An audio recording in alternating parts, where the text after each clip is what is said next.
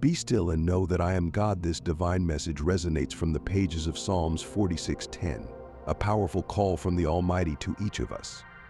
It's not merely a suggestion, it's a firm directive, urging us to quiet our souls and recognize His presence. When we speak of being still, it's akin to pausing, to finding a moment of serenity amidst life's chaos. It's like standing in awe before a breathtaking sunset or beside a tranquil lake, where the stillness speaks volumes. Just as those quiet moments in nature connect us to something greater, God desires that same connection with us. He beckons us to silence the clamor of our minds, to release our worries, and to turn our focus solely on Him. Now, when we say be still, it's like telling someone to stop moving or to sit quietly and to listen. It's about calming our minds and bodies. It's like when you're watching a sunset and you're just silent, taking in the beauty. Well, think about when you're at a lake and the water is calm and still.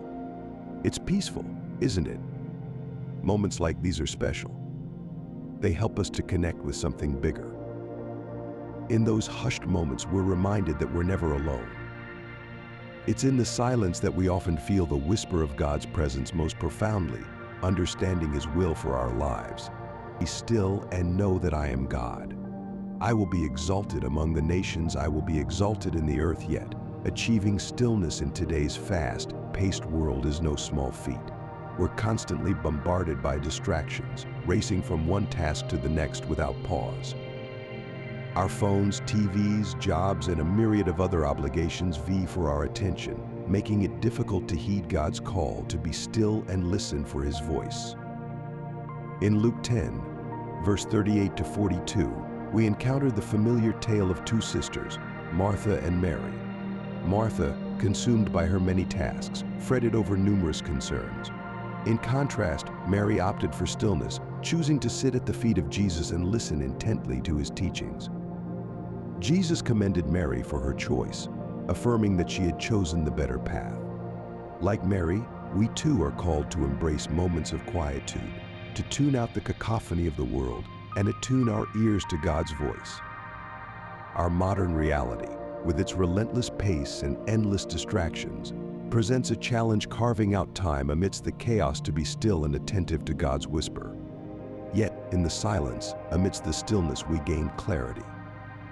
We come to comprehend not only His divinity, but also the depths of His character and the intricacies of His plans.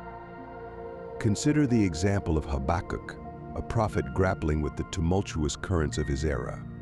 In the midst of uncertainty, he dared to pose probing questions to God. Yet, amid the turbulence, he also learned the art of stillness, patiently awaiting God's response.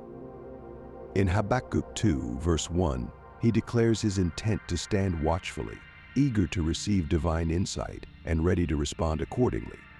This verse encapsulates Habakkuk's disposition of patient anticipation, a posture of quiet expectancy before the Almighty. In times of adversity, Habakkuk offers a profound lesson on the essence of stillness. It transcends mere silence, it embodies a profound trust in God's providence. When we embrace stillness, we declare to the divine, I trust in you. I yield to your wisdom and timing, knowing that your plan surpasses my own. In this tranquil state, we attune our ears to God's voice, learning to lean on His guidance and finding solace in His sovereign will, much like Habakkuk did. This surrender is transformative, granting us a deep-seated peace and unwavering strength. Moreover, stillness entails a surrender of our need for control and an embrace of God's divine timing. It's a departure from our human impulse to seize control or rush into action. Let us, therefore, carve out moments of quiet reflection where we can listen intently and truly apprehend that He is God. Now let's delve into the significance of the phrase, be still and know here. Know extends beyond mere intellectual comprehension, it encompasses a profound internalization. It's akin to understanding or realizing a truth at the core of our being, a truth that resonates in our hearts and minds. Just as we know the favorite color of a beloved friend or the way to our own home, may we deeply grasp the reality of God's presence and sovereignty in our lives. Note the distinction here: we're not simply called to affirm God's existence or have faith in His presence. Rather, we're summoned to encounter God firsthand, to feel His presence, witness His might, and bask in His boundless love. God desires an intimate relationship with us, a knowing that transcends mere belief. Thus, knowing God extends beyond acknowledging His existence. It's about experiencing His love firsthand, observing His handiwork in the world, and comprehending His nature and purpose for us. This profound intimacy with God is cultivated through spending time in His presence, delving into His Word, and embracing moments of stillness to hear His voice. With each encounter, our belief matures into a deep knowing. To truly know God is to recognize His sovereignty, the fact that He is the ultimate authority, the ruler of all creation. In Job 42, verse 2, Job's declaration, "I know that you can do all things," illustrates his unwavering trust in God's omnipotence. It's a testament to Job's profound confidence in God's control over all things. Moreover, knowing God entails grasping His character, particularly the attribute that defines Him most profoundly: His love.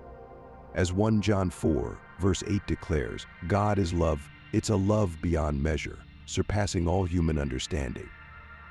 Imagine the purest, most sacrificial love imaginable, then multiply it infinitely. That's the magnitude of God's love for us. God's love transcends conditions. It's steadfast and unwavering, regardless of our actions or failures. It perseveres even when we falter, never relinquishing its hold on us. This divine love serves as a constant beacon, guiding us through life's trials, lifting us when we stumble, and bringing healing to our wounded souls. What's truly remarkable is that this love knows no bounds. It's an endless wellspring, overflowing with boundless grace and compassion. Embedded within the very essence of God's being is this infinite love, an all-encompassing force that beckons us to experience it fully, allowing it to saturate our hearts and minds. To truly know God is to embark on a journey of embracing this incomprehensible love, one that stretches far beyond the limits of human understanding. It's a transformative journey, one that has the power to reshape our lives in profound ways. You, too, can come to know God intimately. You can find solace in His sovereignty and bask in the warmth of His eternal love. All it requires is a willingness to be still, to quiet the noise of the world and open yourself to His presence. In those moments of quiet reflection, you'll hear His voice and feel the tender embrace of His love enveloping you. Take a moment now to close your eyes and breathe deeply.